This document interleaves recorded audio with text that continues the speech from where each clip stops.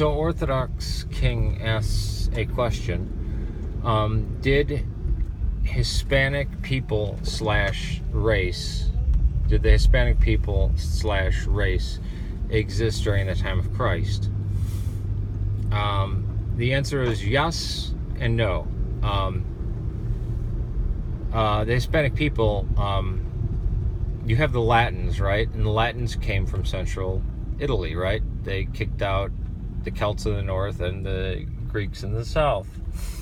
And they were a particular people, just like how the Slavs are different from the Celts and the Celts are different from the Germans. The Latins were a particular people.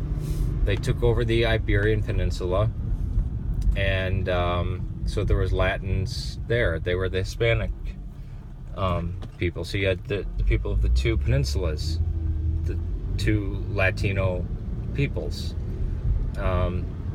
These peoples would become, Spain, Italy, and Portugal. Later on, you'd have Germanic invasions into northern Italy, as well as Germanic invasions into Spain. But there is a part of northern Spain where there are some Celts that still live there, as well as some Basques in the Navarre region. But yes, those Latinos were there. Were there mestizos? No, because it wasn't until 1492 and afterwards, with guys like Cortez and Pizarro and Balboa and Juan Ponce de Leon, that you got the mestizos. Mestizos were Native American, usually Aztec or Mexica or Mayan, and Spanish mixed, which is what people usually think of when they say Latino or Latin American. But the Latinos or the Latins is only half the blood, because they have Native American blood in them. But they have a shockingly small amount of Native. Many of them have very slim amount of Native American blood, and usually it's hard for people to tell the difference between pure blood, olive-skinned Latin woman from Italy, like Priscilla Salerno, who people swear up and down she's Cuban, or she's a beautiful Mexican woman. No, she's 100% Italian, but she just has the typical olive skin, the big nose, black hair, dark eyes. Because we constantly see a mix of the Mesoamerican peoples and the Latin people primarily from Spain, that and then we compare that to, let's say, the Anglos of North America and the Scots, and then there's Celts and Germans.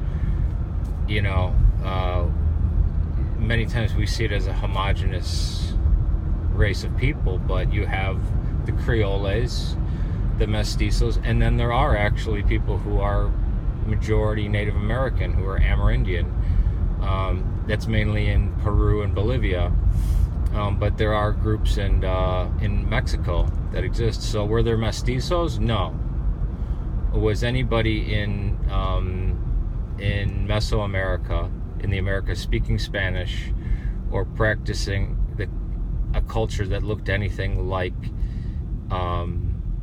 what any Latino or Hispanic culture looks like now? No. But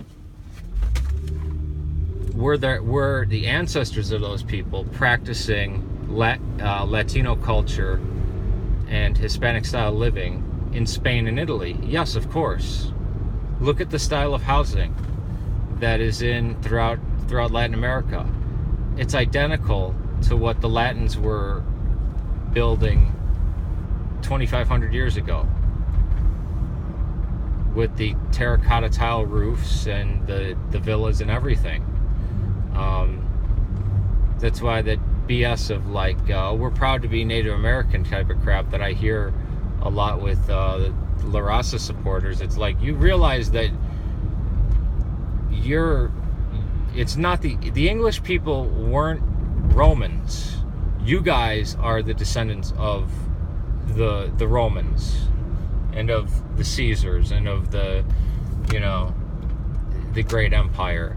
The English were not even in Britain at the time. They were in Denmark eating dog meat, living in mud huts when you had running water and were speaking Latin. So, yes, Latinos and Hispanics were around at that time and had that culture existed, but it was in Italy and what's now modern day Portugal and Spain. It would eventually, you know, time would go by and the vulgar Latin would turn into Portuguese, Italian, and Spanish, and then they would come over to the Americas and blend with Native Americans, or in some cases just through no fault of their own, just not knowing about germ theory, wipe out entire populations of islands like they did with Cuba. Cuba, there's no more indigenous people left. You know, they didn't know about germ theory. There was a plague that hit the Yucatan in 1620 that killed 80% of the indigenous people, because Europe was racked with disease and plagues for 1,000 years. It was a filthy place. The Aztecs, as barbaric as they were, they had running water and they were fairly clean people. And they also used lye to take the hair off their faces, so they weren't even a very hairy people. They had no defense against, I mean, Europeans were carrying diseases that they were asymptomatic carriers of. And these people would just drop dead of the most horrible symptoms.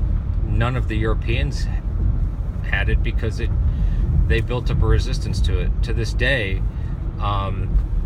people of European ancestry have a 1% chance of being, I don't know if it's immune or resistant to Ebola, and a 2% chance of immunity to HIV/AIDS.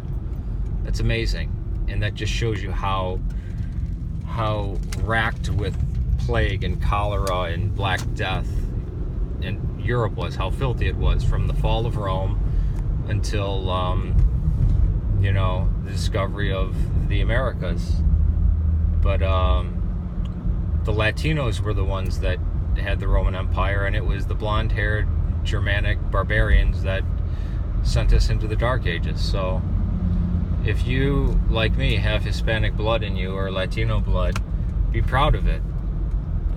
And don't talk any of that Dolores Huerta shit. We didn't cross the border crossed us. That's a bunch of nonsense.